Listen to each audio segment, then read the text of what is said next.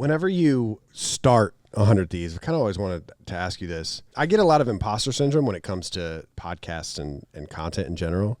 What was it like when you were going into business at that high of a level with never going into business before? Not knowing if you haven't ever. Oh, yeah, motherfucker, what, dude? Like you had to learn about height of my self-consciousness. Yeah, you had to learn about VCs and all that shit like in a year, half a year. I'm just looking around like, are they fucking... Do they believe anything I'm saying right now? Yeah, I can imagine. I mean, bro, but that's kind of the thing that you learn about business. A lot of people are playing pretend. A ton of people. Like people will just talk because they think it's what people want to hear, and most people buy it. I think whether people are self-aware enough to have imposter syndrome, or maybe they even believe the shit that they're saying. Yeah. A lot of people are just making it up as they go along. A lot of people. I was very unaware about it until we moved down here, actually. Yeah, I think I don't consider like 100 Thieves or Optic or esports for that matter, like corporate America. But, yeah. I mean, can you imagine like getting out of college, like just getting fucking hammered every weekend, doing God knows what in a frat house, and then just going to get a job and you got to just kind of wing it? Yeah. That's kind of like what the beginning of 100 Thieves felt like for me. I was just like, okay, I got to acclimate to myself to the situation. I'm a little socially awkward, but these guys don't know anything about gaming, and I do know a lot about gaming. Right. Do I know how to operate a business? No, but that's why they paired me up with John, which worked out really well for a long time. And yeah, man, I mean, that's kind of like what led me to want to step away too, is just like imposter syndrome at all times, and it never goes away. Yeah. And you're just talking about cash flow, positive EBITDA. I'm like, dude, I don't give a fuck about this acronym. Like, Jason, tell me if this is a good thing or a bad thing. Yeah. Okay. Our CFO, who's a great guy. Yeah. Because it seemed like, I mean, I have a little bit of a unique perspective because I was in Optic and I saw everything that happened, like a little behind the scenes, and then all of a sudden 100 Thieves is a thing, and then I hear all the news about like how big it's gotten. Because like when I think you went to like one like Call of Duty LAN, Aches was wearing the fucking referee jerseys. Yeah, and I was like, okay, I guess 100 Thieves is going to try to build like how other COD teams are building, and then boom, out of nowhere. Well, next thing I know, that in itself was a fucking disaster, bro, because I had never seen those jerseys before they got shipped.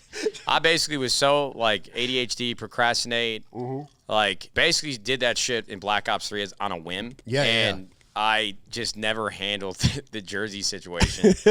And all of a sudden, EGL 8, they sent me a message like, hey, we got a surprise for you and the players, because I was doing like my apparel through EGL at the time. Or not EGL 8, but EGL. All of a sudden, they show up. I'm like, dude, thank God somebody was like thinking for me and got the jerseys done. Then we open them up, and I'm like, oh my God, bro. Do you have one? No. Oh, we need to find one. But yeah, I mean, it's I can put it up there. No, please, dear God, bro. I got to let that one die out. Honestly, the hair stands up on the back of my neck when somebody brings it up, because this guy, Patrick Price, will never let it go. Oh, my God. Yeah, he won't. Dark times. But, yeah, man, I mean, you kind of just put one foot in front of the other, and luckily for me, it kind of worked out well. But the biggest thing that I would say is that you got to trust your instincts. You know, even if you don't or haven't spent a lot of time in a traditional business, what I realized is if I spent less time being self-conscious about my insecurity of lack of experience, I would have had a stronger and louder voice in the room when I should have. Like, when 100 TV first started, this is the best example I could use. We made all of our videos with like two people, a videographer, Gabe. Yeah.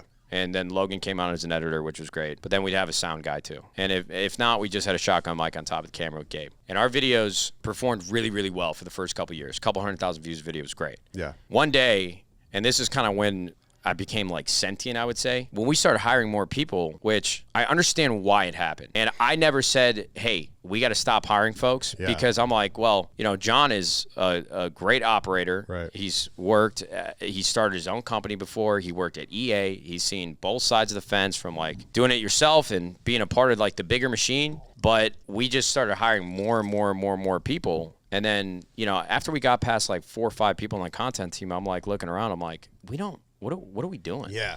But, you know, it just seemed like that we needed those folks, at least to the people that were leading those businesses. And then at one point, I walked downstairs, bro, just like woke up on the wrong side of the bed and didn't want to shoot another video. But I walked downstairs because living in the content house, in the first and second, everything was shot in the house. Yeah. So all of a sudden, it's like 8 a.m. I'm barely even woken up yet, and we've got a couple employees which I love the employees, but, you know, when you see that a couple times a week and you just don't feel like you ever have a break, separation of church and state, start getting a little anxious, like, holy fuck, I just need time by myself. Walked downstairs, bro. We had I took a photo of the room and I counted the people out and sent it to the entire like leadership Slack. Like, guys, this is fucking insane, bro.